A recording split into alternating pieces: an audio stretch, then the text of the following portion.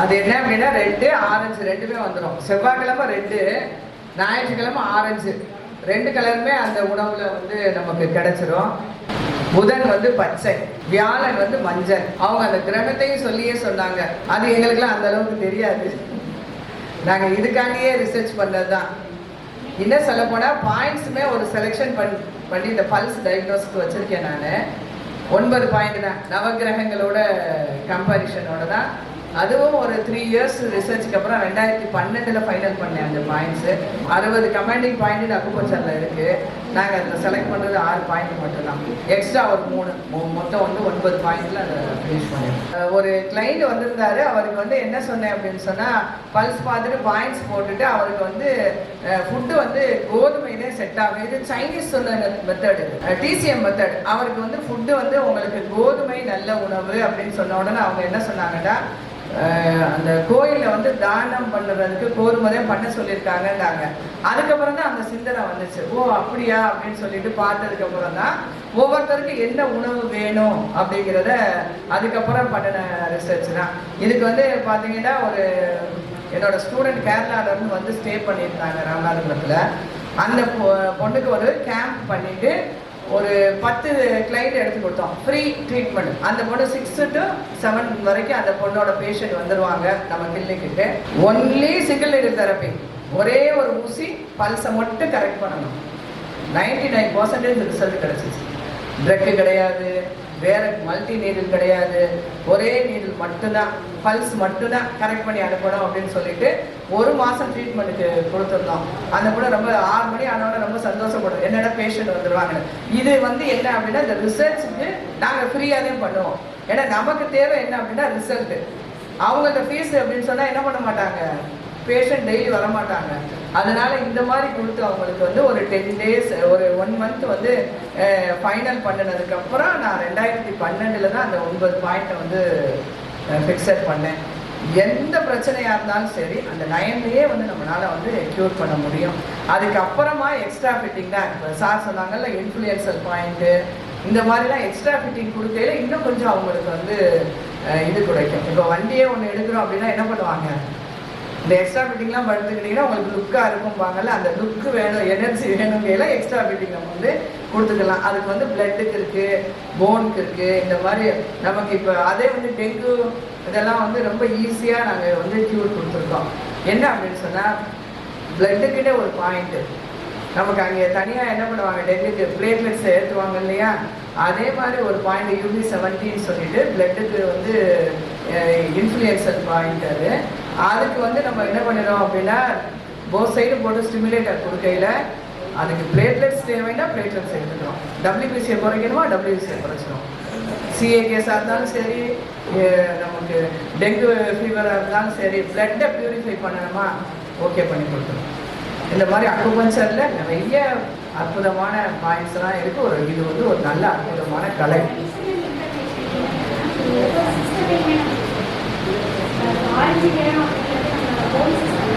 S, அதுதான். அதாவது இது என்ன அப்படின்னு சொன்னால், நான் என்னுடைய தலைப்பே பார்த்தீங்கன்னா பஞ்சபூதம். பஞ்சபூதத்தோட பேஸு தான், அக்குபஞ்சருடைய பேஸே வந்து பஞ்சபூதம் தான்.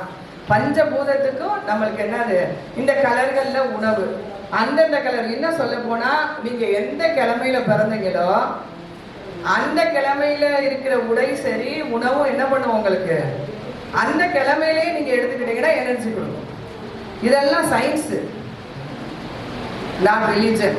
இதை வந்து என்ன செஞ்சிடக்கூடாது, 7ஆம் அறிவு படத்தில் லாஸ்ட்ல சூர்யா ஒரு வசனம் சொல்லுவான், இதெல்லாம் சயின்ஸுன்னு சொல்லி கொடுங்க, சாமின்னு சொல்லி கொடுக்காதீங்க அப்படின்னு. அதுதான் நிஜம். இதெல்லாமே சயின்ஸு.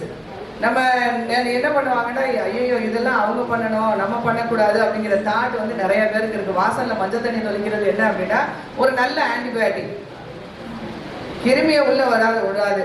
ஹாஸ்பிட்டல் வாசலில் கண்டிப்பாக அதை தொளிச்சு தான் ஆகணும். அது வந்து என்ன செஞ்சுருவாங்க, இது வந்து இந்துக்கள் செய்கிறது, நீங்கள்லாம் செய்யக்கூடாதுவாங்க. அதுக்கெல்லாம் வேலையே இல்லை. இந்த சயின்ஸை அவங்களுக்கு புரிய வச்சோம்னா என்ன செஞ்சுருவாங்க, அவங்களும் ஒத்துக்குவாங்க. அவ்வளோதான். இந்த மாதிரி வந்து உங்களுக்கு அந்தந்த கலரிங்கில் உங்களுக்கு இன்னும் சொல்ல போனால், இதில் என்ன பண்ணுவாருன்னா, பிரபாகர் சொன்னேன் பார்த்தீங்களா, அவர் இந்த கலரில் தான் ட்ரெஸ்ஸே பண்ணுவார். நாங்கள் ஃபுட்டு சப்ளை, நானே சொல்ல என்னக்கா அப்படின்னு சொல்லி கேட்பார் உள்ள நுழைஞ்சவங்க. என்னன்னா அவர் வந்து அந்தந்த கலரில் ட்ரெஸ்ஸோடு நிற்பார். அந்த ஹோட்டல் ஓனர் அவர் தான். அந்த கலரில் வந்து நல்ல பசங்க ஒரு 6-7 பேர், 2. ஆனால் இது பண்ண ரொம்ப ஹார்ட் ஒர்க் பண்ணணும். ஏர்னிங் நல்லா இருக்கும். இப்போ நான் சொன்னேன் பார்த்தீங்களா, அந்த ஊரப்பாக்கம் ஏரியாவில் அந்த பொண்ணு கொடுக்குறாங்கன்னு சொல்லிட்டு, அந்த பொண்ணுக்கு மந்த்லி ப்ராஃபிட் 50,000, ப்ராஃபிட் 50,000 சம்பாதிக்கிறாங்க. இன்னொருத்தவங்க என்ன பண்ணாங்கன்னா, போரூரில் வந்து சென்னையில் நல்லா சக்ஸஸ் பண்ணிட்டாங்க. என்னோட ஸ்டூடெண்ட் தான் அவங்க 2 பேரும், பையன் வந்து பொண்ணு ஒன்று, 2 சேர்ந்து என்ன பண்ணுதுங்க அப்படின்னா, ஹாஸ்பிட்டலில் போய் பேசியிருக்காங்க. பேசினோட அந்த டாக்டர்ஸ் வந்து இன்பேஷண்ட்டுக்கு ஓகே பண்ணிட்டாங்க. இன்பேஷண்ட் இருந்தால் முதல் நாள் என்ன பண்ணிடுவாங்கன்னா, போய் அவங்க கவுண்ட் எடுத்துருவாங்க.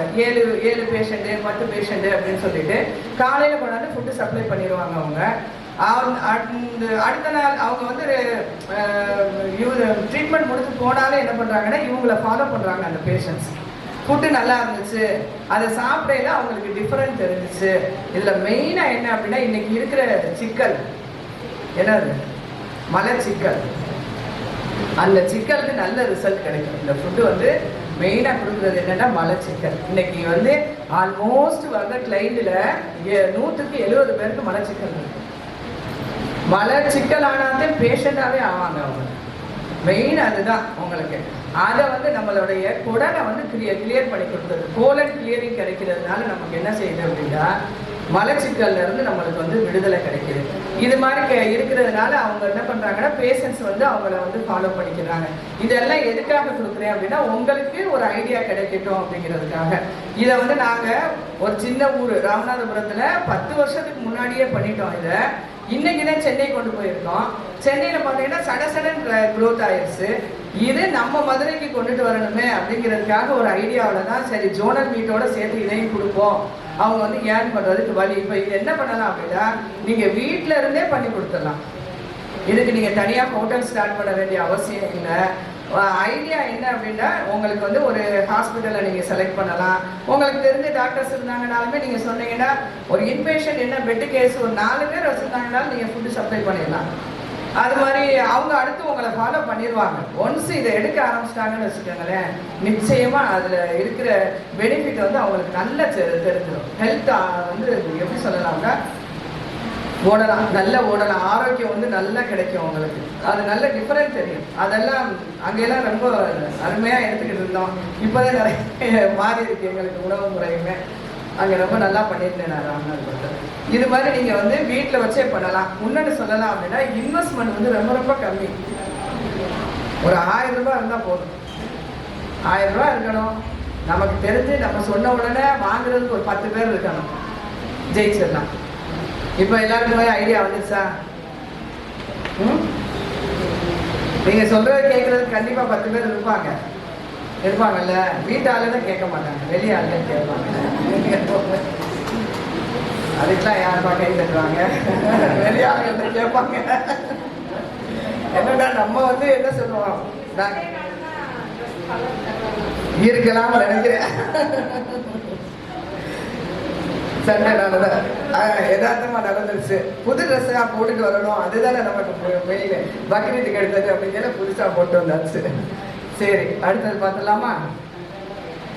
கலரிங் போட்டுட்டோம். இப்போ ஒயிட் கலருக்கு என்னெல்லாம் நம்ம கொடுக்கலாம்?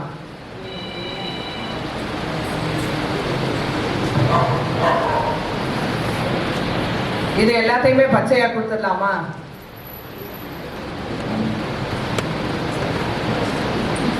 இதெல்லாம் என்ன அப்படின்னு சொன்னா, அவங்களுக்கு வந்து நிறைய கொடுக்க போறது கிடையாது. நம்ம ஒரு பீஸ் 2 பீஸ் அந்த மாதிரி தான் என்ன செய்வோம், அந்த பிளேட்ல வச்சிருப்போம். ஒரு ஃப்ரூட்டு, ஒரு காய் மஸ்ட்டு நம்மளுக்கு. இந்த இப்போ இதெல்லாமே நாங்கள் என்ன செஞ்சுருப்போம் அப்படின்னா, பேரிக்காய், கொய்யா இதெல்லாம் ஒரு துண்டு வச்சிருக்கையில என்ன செய்வாங்க, அவங்க அந்த காயை சாப்பிட்டுட்டு இந்த பழத்தை சாப்பிடுவாங்க. அப்போ அவங்களுக்கு என்ன செஞ்சிடும், எனர்ஜி, அந்த டேஸ்ட்டும் பேலன்ஸ் ஆகிக்கிறோம் அவங்களுக்கு. அதுக்கு அடுத்து பார்த்தீங்கன்னா, தேங்காய் துவையல் வச்சுருப்போம், கற்றாழை ஜெல்லி. 1-2க்கு மட்டும் நான் ப்ராசஸ் சொல்ல வேண்டியிருக்கும். இந்த சோற்று கற்றாழை என்ன அப்படின்னா, கசக்கும்ல, கசக்காதா? கசக்கும். கசக்காதா? 7 டைம்ஸ். Very good. 7 தடவை கழுவிட்டோம்னா இந்த குழந்தைங்க ஜெல்லி சாப்பிடுவாங்கல்ல, அந்த மாதிரி இருக்கும். சூப்பராக. அதை ஃபஸ்ட்டு என்ன பண்ணோம், 7 தடவை கழுவி சேல்ஸ் இது பண்ணி வச்சோம். அடுத்த ஸ்டெப் என்ன பண்ணணும் அப்படின்னு சொன்னால், தேங்காய் பால் எடுத்துட்டு அதில் கொஞ்சம் நேரம் ஊற வச்சுட்டு அதுக்கப்புறம் கொடுத்தையில இன்னும் டேஸ்ட் கிடச்சிச்சு அவங்களுக்கு. அவங்களுக்கு வந்து சோத்துக்கத்தாலையிலே தெரியாத அளவுக்கு என்ன பண்ணிட்டோம், இல்லைங்க ஊற வச்சுருவோம். தேங்காய் பாலில் ஊற வச்சுட்டு எடுத்து அந்த தட்டில் வச்சுருக்கையில் அவங்களுக்கு சோத்துக்கத்தாலையிலே தெரியாது இது என்ன ஸ்வீட்டு டேஸ்ட்டாக இருக்கே அப்படின்னு கேட்குற அளவுக்கு கத்தாழை இருந்துச்சு ஸ்வீட்டாக இருக்கிறதுக்கு. இதில் 2க்கு தான் ரிஸ்க் ரொம்ப. அது எவ்வளோ நேரம் அப்படின்னா ஒரு 5-6 மணிக்கு வைப்பாங்க, 7:30 மணிக்கெலாம் ஆள் சாப்பிட வந்துடுவாங்க. அவ்வளோதான், ஒரு 1 ஹவர் 2 ஹவர் வச்சுக்கலாம் நீங்கள். இது ஃபஸ்ட்டு உங்களுக்கு எப்படி இருக்கும் அப்படின்னு சொன்னால் புதுசாக இருக்கும். பழகிட்டீங்கன்னா நீங்களே நிறைய வெரைட்டி சேர்த்துக்கிறீங்க. முதல்ல நாங்களே அப்படிதான் 2 பீஸ் 3 பீஸ், ஒரு ஆப்பிள் எல்லாம் நீளமாக கட் பண்ணி 2 பீஸ் பெருசாக வச்சுருப்போம், ஒரு கொய்யாப்பழம் வச்சுருப்போம், இந்த பூசணிக்காவெல்லாம் நீல பீஸாக வச்சுருந்தோம். அதையெல்லாம் சாப்பிட்டுட்டு கொஞ்சம் சிரமப்பட்டாங்க.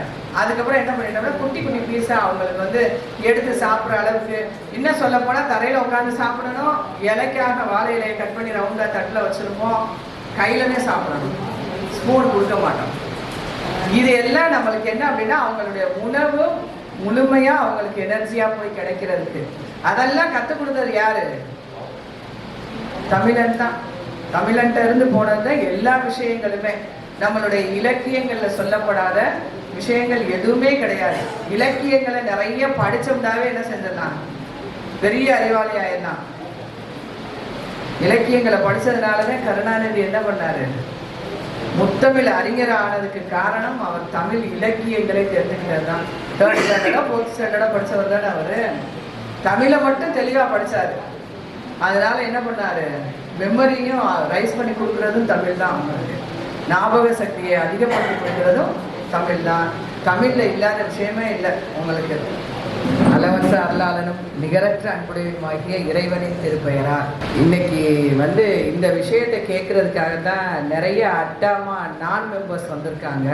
நாங்கள் இந்த ஜோனல் மீட் இப்போ இங்கே எத்தனை பேர் அட்டாமா இல்லாதவங்கன்னு சொல்ல முடியுமா?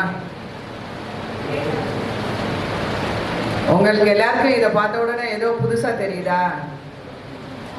சாப்பாட்டு இது எப்படி சொல்லலாம், உணவை பற்றி சொல்கிறேன்னு சொல்லிட்டு வந்து அட்டாமா அட்டாமா அப்படின்னு சொல்லிக்கிட்டே இருக்காங்களே அப்படின்னு சொல்லிட்டு.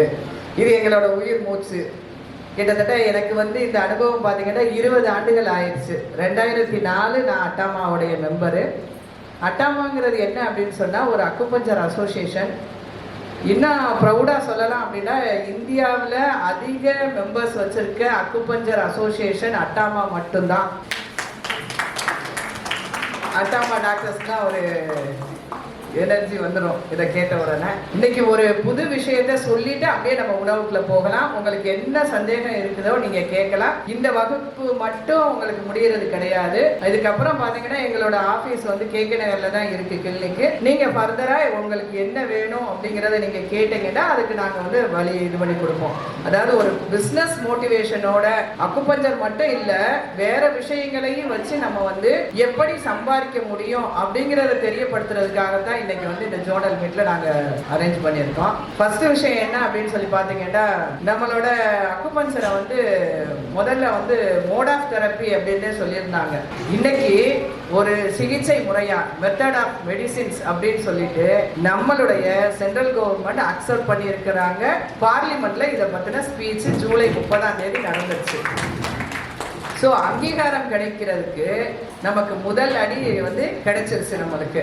இந்த அங்கீகாரத்துக்காக தான் நம்ம என்ன செஞ்சிருக்கோம், இவ்வளவு நாளா போராடிக்கிட்டே இருக்கோம். நான் போராடல, பேராசிரியர் என்ன செஞ்சாங்க, 2000 அரெஸ்ட் பண்ணாங்க.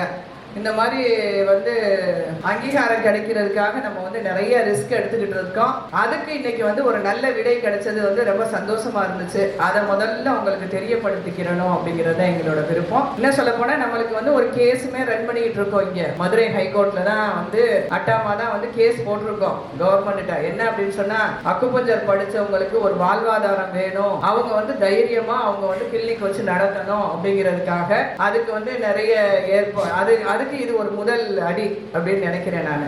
அங்கீகாரம்ங்கிறது பாத்தீங்க அப்படின்னு சொன்னா வேர்ல்டு லெவல்ல 1962 கிடைச்சிருச்சு. இன்னைக்கு வரைக்கும் நம்ம வந்து அதுக்காக போராடிக்கிட்டு இருக்கிறோம், கிட்டத்தட்ட ஒரு 62 வருஷமா. அதுக்கப்புறம் சொல்லலாம் அப்படின்னு சொன்னா, நம்ம சத்யமூர்த்தி சார் சொன்ன மாதிரி நம்மளோட அதாவது எங்களோட அட்டாமாவோட தாரக மந்திரம் என்ன அப்படின்னா, வீட்டுக்கு ஒரு அக்குபஞ்சர் மருத்துவரை உருவாக்கணும். அதுதான் என்ன அப்படின்னு சொன்னா, பொருளாதாரம் முன்னேறிச்சு அப்படின்னு சொன்னா இந்தியா வல்லரசு ஆயிரும். அப்படித்தானே? இந்தியா வல்லரசு ஆகணும் அப்படிங்கிறதுக்காக ஒரு உமன்ஸ் டே அப்போ இதில் காந்தி மியூசியத்தில் ஒரு மீட்டிங் போட்டிருந்தாங்க. அதில் பார்த்தீங்க அப்படின்னு சொன்னால் லாஸ்ட்டில் எனக்கு வந்து பேசுகிறதுக்கு ஒரு 10 நிமிஷம் வாய்ப்பு கொடுத்தாங்க. அந்த வாய்ப்பில் நான் சொன்ன ஒரு விஷயம் 2006 என்ன சொன்னேன்டா, வல்லரசு ஆகணும் இந்தியா அப்படின்னு சொன்னால் ஒரு சின்ன வழி தான் இருக்குது. என்ன அப்படின்னா, அக்குபஞ்சர் டாக்டர்ஸ் வீட்டுக்கு ஒருத்தவங்க வந்தால் இந்தியா வல்லரசு ஆயிரும். என்ன காரணம் தெரியுமா? ஆஸ்பத்திரிக்கு கொடுக்குற பைசா குறைஞ்சாவே மக்கள் கையில் காசு இருக்கும். அப்போ இந்தியா என்ன செஞ்சிடும்? பொருளாதாரத்தில் முன்னேறிச்சுன்னா ஆட்டோமேட்டிக்காக இந்தியா வந்து வல்லரசு ஆயிரும். அடுப்பே இல்லாத சமையல். இதை நான் வந்து என்ன பண்ணேன் அப்படின்னு சொன்னால், சென்னையில் ஒரு விளம்பரம் கொடுத்து பண்ணணும். நான் இந்த கிளாஸை சென்னையில் பண்ணோடனே அவங்க வந்து என்ன பண்ணாங்க, ஒரு பொண்ணு இதை வந்து கற்றுட்டு போய் அப்பார்ட்மெண்ட்டுக்கு கொண்டு போனாங்க. ஊரப்பாக்கம் ஏரியாவில் இருக்காங்க. அப்பார்ட்மெண்ட்டுக்கு வந்து இந்த ஃபுட்டு காலையில் சப்ளை பண்ணுறது ரொம்ப காஸ்ட்லிலாம் நினச்சிடாதீங்க. நீங்கள் காலையில் சாப்பாடு 100 ரூபாய்க்குள்ள முடிஞ்சிடும். அதில் நமக்கு கிடைக்கிற பெனிஃபிட் 40 ரூபாய் கிடைக்கும். ஒரு ஆளுக்கு கொடுத்தோம்னாலே 60 ரூபாய் நமக்கு செலவாகும். எப்படி இன்க்ளூடிங், ஏன்னா அது பெட்ரோல் சார்ஜோட அந்த பொண்ணு சொன்ன கணக்கு எனக்கு. ஆமாம், டெலிவரி சார்ஜோட அந்த பொண்ணு என்ன பண்ணுவாங்கன்னா, அந்த அப்பார்ட்மெண்ட் ஃபுல்லாக காலை ஃபுட்டு சப்ளை பண்ணுறாங்க. நாங்கள் எப்படி பண்ணணும் அப்படின்னு சொல்லி பார்த்தீங்கன்னா, நாங்கள் வந்து நம்மளோட பேஷண்ட்டுக்கு நிறைய ரெஃபர் பண்ணிடுவேன். நான் இந்த மாதிரி ஃபுட்டு இருக்குது அப்படின்னு சொல்லிட்டோம்னா, காலையில் என்ன பண்ணிடுவாங்கன்னா ஹோட்டலுக்கு வந்துடுவாங்க. தரையில் பாய் விரித்து சாப்பாடு கொடுப்போம். தட்டில் பார்த்தீங்க அப்படின்னு சொன்னால் வாழை இலையை ரவுண்டாக கட் பண்ணி வச்சு அதில் என்ன இருக்கும் அப்படின்னு சொன்னால் எல்லாமே பச்சையாகவே, என்னது காய் பழம், அதோட ஒரு சாதம் ஒன்று வச்சுருப்போம். அவலில் வந்து ஒரு சாதம் கம்பல்சரி பண்ணிடுவோம். இதெல்லாம் உங்களுக்கு சாப்பிடையில பார்த்தீங்கன்னா அந்த பச்சையாக சாப்பிட்றோங்கிற ஒரு ஃபீலே வராது உங்களுக்கு. அந்த மாதிரி அது ஒரு நல்ல டேஸ்ட்டாக இருக்கும். இது நாங்கள் ஸ்டார்டிங்கில் ஆரம்பிக்கையில் 2014 10 வருஷத்துக்கு முன்னாடி 50 ரூபா தான் காலையில் சாப்பாடு. சில பேர் ஃபுல் பேமெண்ட் கட்டிடுவாங்க. 1 மந்த் பேமெண்ட் கட்டிடுவாங்க. டெய்லி வந்து சாப்பிட்டுட்டு போவாங்க. இதில் இன்னொன்று என்ன அப்படின்னு சொன்னால், நம்மளோட காலை உணவு நம்ம ஹெல்த்துக்கு எத்தனை % எனர்ஜியை கொடுக்கும் தெரியுமா யாருக்காவது? ஒரு 95%, 90 to 95% வந்து காலையில் நம்ம எடுக்கிற ஃபுட்டு என்ன பண்ணும் அப்படின்னா, நம்மளுக்கு அதனுடைய சத்துக்கள் வந்து ஒரு 90-95% நம்ம உடம்புல வந்து சேரும். அதுக்காக முடிவு பண்ணோம். ஒன்று, காலையில் தான் அந்த ஃபுட்டை கொடுக்கணும் அப்படின்ட்டு. இன்னொன்று என்ன அப்படின்னு சொன்னால், அடுப்பு இருக்கக்கூடாது, ஆயிலும் இருக்கக்கூடாது. பாயில் பண்ண வேண்டாம், ஆயில் பண்ண வேண்டாம். அப்போ முன்னாடி என்ன பண்ணலாம் அப்படின்னு சொல்லி முடிவு பண்ணி தான் இந்த மாதிரி உணவை வந்து இதை பண்ணணும். மூணாவதாக என்ன பண்ணோம் அப்படின்னு சொன்னால், ஒரு கிரகங்கள் இருக்கு இல்லையா, அதுக்கு ஒரு கலர் இருக்கு. ஒரு நாளைக்கு ஒரு கலர் இருக்கும். அது எல்லாருக்குமே மோஸ்ட்லி தெரிஞ்சிருக்கோம் அப்படித்தானே? அந்த கலரில் உணவை எடுக்கையில் அவங்களுக்கு வந்து இன்னும் எனர்ஜி நிறையா கிடச்சிச்சு. இது எல்லாமே எங்கள் கிளைண்ட்டை வச்சே நாங்கள் பண்ணுற ரிசர்ச். ஒரு 2 வருஷம். அதுக்கப்புறம் 2015 வந்து அந்த ஹோட்டல் வந்து ஸ்டார்ட் பண்ணது. அது வந்து என்னுடைய நண்பர் பிரபாகர்னு சொல்லிட்டு போன சிஐ ப்ரோக்ராமில் அவர் வந்து பேசினார். போன டிசம்பரில் நடந்த சிஐ ப்ரோக்ராமில் வந்து அவர் வந்து பேசினார். அவருடைய உணவு ரொம்ப சூப்பராக இருக்குன்னு சொல்லிட்டு தினமலர்காரன் வந்து எடுத்து ஒரு ஆர்டிக்கிளாகவே அவங்க வந்து போட சொன்னாங்க. அந்த பேப்பர் பிரிண்டை தான் நான் இப்போ வச்சுருக்கேன். இது ரொம்ப எப்படி சொல்லலாம்னா, அந்த கிரகங்களுக்கு அந்த கலரில் உங்களுடைய உடை இருந்துச்சுன்னு சொன்னாலும் அதை வந்து அந்த எனர்ஜி வந்து கிடைக்கும். அந்த கிரகத்துலேருந்து வர எனர்ஜி வந்து நமக்கு கிடைக்கும். இந்த மாதிரி அதில் ஒவ்வொரு இதுலேயும் ஒவ்வொரு கலர்களை செலக்ட் பண்ணி இந்த 3 ப்ராசஸும் ஒரு ஸ்டெப் பை ஸ்டெப்பாக நாங்கள் கொண்டு போக அதில் வந்து என்னாச்சு அப்படின்னு சொன்னால், எங்கள் பேஷண்ட்டுக்கு என்ன உணவு விஷயத்தில் நல்ல ரிசல்ட் கிடச்சிச்சு.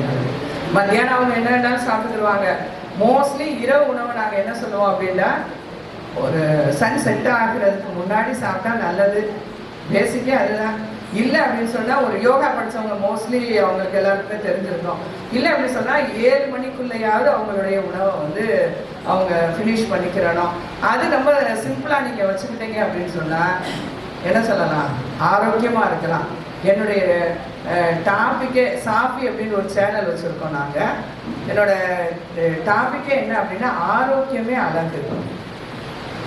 அழகு எங்கே இருக்குது அப்படின்னா நம்மளுடைய ஆரோக்கியத்தில் தான் இருக்குது. நம்ம அந்த ஆரோக்கியத்தை எப்படி நம்ம கொண்டு வந்துக்கிறலாம். நீங்கள் வந்து இப்போ சார் வந்து சொன்னாங்க, எப்படி சொன்னாங்க அப்படின்னா அக்குபஞ்சர் படிச்சிங்க அப்படின்னு சொன்னால் உங்களை நீங்கள் கரெக்ட் பண்ணிக்கலாம், அப்படி தானே? 2 விஷயம் சொல்லலாம். Health is wealth. நம்ம ஹெல்த்தாகவும் இருக்கணும், வெல்த்தாகவும் இருக்கணும். அப்போ 2 விஷயத்துக்கு யார் வேணும்னா அக்குபஞ்சர் வேணும். ஹெல்த்தாக இருக்கிறதுக்கு அக்குபஞ்சர் படிச்சிட்டிங்கன்னா எங்கள் வீட்லேயே பாருங்களேன், என்ன ப்ராப்ளமாக இருந்தாலும் சரி அந்த நம்மளுடைய அக்குபஞ்சரில் வந்து ட்ரீட்மெண்ட் பண்ணுறதுனால எமர்ஜென்சி அப்படின்னு சொல்லிட்டு என்ன பண்ண மாட்டோம், நாங்கள் ஹாஸ்பிட்டலுக்கு போக மாட்டோம்.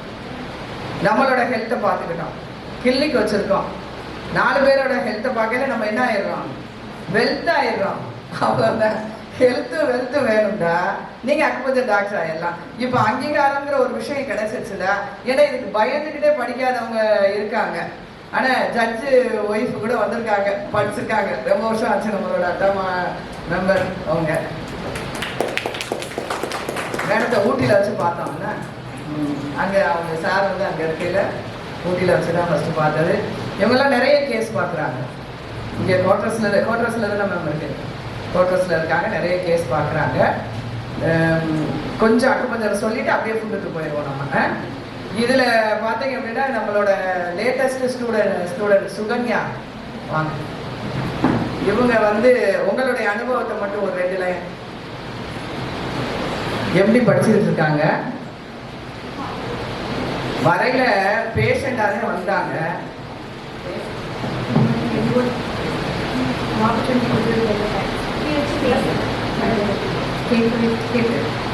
நான் ஃபஸ்ட்டு பேஷண்ட்டாக தான் வந்து நிறையா இடத்துல பார்த்தேன். இப்போ இவங்க கிட்ட வந்து சரியாயிடுச்சு. இப்போ படிச்சுக்கிட்டு இருக்கேன். இப்போ என் வீட்டில் எந்த பிரச்சனைனாலும் நானே எல்லாமே பார்த்துருவேன். ஹாஸ்பிட்டலுக்கே போகலை. இப்போ ஒரு 1.5 years ஆயிடுச்சுன்னு வச்சுக்கோங்களேன். எதுவுமே இல்லை. அது மேலே பயம் இல்லை. பயம் இருந்தது. ஐயோ இது வந்துச்சுன்னா அடுத்தடுத்து ஏதாவது வருமோ அப்படின்ற ஒரு பயம் இருந்தது. அது வந்து தெளிவாக செட் ஆயிடுச்சு. எதுனாலும் ஓகே பண்ணிக்கலாம் அப்படின்ற ஒரு நம்பிக்கை வந்துருச்சு. மேம் நல்லா சொல்லி கொடுக்குறாங்க. அதாவது எப்படி சொல்லலாம்னா ட்ரீட்மெண்ட்டுக்கு வந்துட்டு இது சரியாயிருமா அப்படின்னு சொல்லிட்டு நிறைய டவுட்டாகவே இருந்தாங்க. நான் நீங்கள் படித்து உங்களை நீங்கள் சரிப்படுத்திக்கலாம் அப்படின்னு சொன்னேன். இப்போ என்ன அப்படின்னா அவங்க ஹஸ்பண்டுக்கும் அவங்க பையனுக்கும் ட்ரீட்மெண்ட் வெளியில் போகவே இல்லை. 1.5 வருஷம் ஆச்சு. இந்த விஷயத்த அவங்க சொன்னாங்க. நான் சொன்னேன் இன்னைக்கு பேச சொல்லிடுவோம் அப்படின்னு சொல்லிட்டு. அதுதான் அப்போ வந்து என்னாச்சு, ஹெல்த்து ஆயிடுச்சு, வெல்த்தாக இருக்கிறதுக்கு வாய்ப்பு கிடைச்சிருச்சு. அவ்வளோதான். சரி, தேங்க்யூ. அந்த மாதிரி அக்குபஞ்சர் என்ன பண்ணும் அப்படின்னா க்யூர் ஆல் டிசீசஸ். எந்த வியாதியாக இருந்தாலும் சரிப்படுத்திடும். என்ன அப்படின்னா நம்ம நாடி பிடிச்சி பார்க்குறோம் இல்லையா, நம்ம நாடி பார்த்து ஒரு மனிதன் இருந்தால் ஒரு நோய் தான் வரும். தலையில் வலிச்சா தலைவலி, வயிற்றுல வலிச்சா வயிற்று வலி. இந்த தலைவலிக்கோ வயிற்று வலிக்கோ நம்ம உடம்புக்குள்ளே இருக்கிற 12 ஆர்கானில் யாராவது ஒருத்தவங்க காரணம். அதை தான் நாடி பிடிச்சி நம்ம பார்க்குறோம்.